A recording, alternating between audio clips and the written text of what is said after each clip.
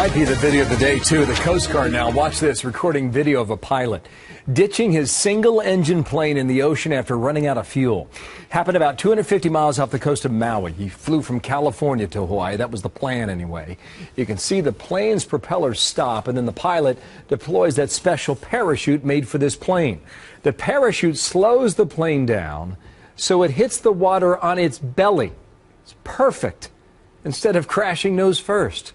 That allows the pilot time to get out safely, and you can see him later hop onto the wing of the plane as that plane starts sinking and then climb into an inflatable raft where he waits to get picked up by a cruise ship and now is in good condition. This was picture perfect. Captain Chuck Nash, retired Navy captain, Fox News military analyst and captain, we saw this morning and said, wow, he's lucky. Where do you start? Well, anything you can walk away from, right? Here's the situation when he realized that he wasn't going to make Hawaii, which a little back of the envelope tells me was probably at about 1,300 miles west of California, about 900 miles east of Hawaii.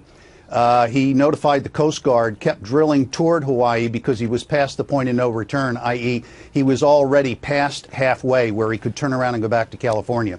So he elected to continue, called the Coast Guard. They sent somebody out based on that imagery that we're looking at. That's probably out of a C-130 where they put the FLIR, forward-looking infrared, on the aircraft and just started tracking them. They also had contact or saw a cruise ship, probably then contacted the cruise ship on radio.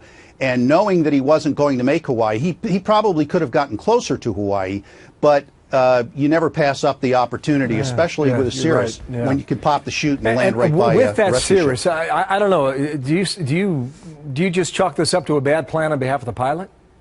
No, there could have been several things that went wrong. First off, the maximum range of that aircraft is only about 800 miles, and he was on a 2,000-mile trip, which the aircraft was configured with long-range tanks to ferry the aircraft. He was really on his way all the way to Australia. So he could have run into headwinds that he wasn't planning on, or one of those installed auxiliary fuel tanks could have had a transfer failure, in which case he had fuel trapped in a tank, and he knew he was not going to make Hawaii. Wow. Now, these parachutes, standard equipment on this Cirrus type of aircraft? Yes, Cirrus was, as best of my knowledge, was the first to install this in production aircraft. Other general aviation manufacturers have followed suit. They've pumped that out about 51 times. The parachute has been deployed, and it saved about 104 people who would have otherwise perished. No kidding. Yeah. When you see that thing, Bill, if they run the video again, you'll see the airplane. It really noses down, and then all of a sudden it comes back as the parachute gets full inflation. The problem with the Cirrus is, and where it has not been successful, is mostly when people pull it too late, because the aircraft has to do that nose down because it's out of airspeed now, right? And then get stabilized under the parachute. But if you deploy it in time, it's going to save your life. Wow. 51 times the parachute's been deployed. And it saved 100 lives?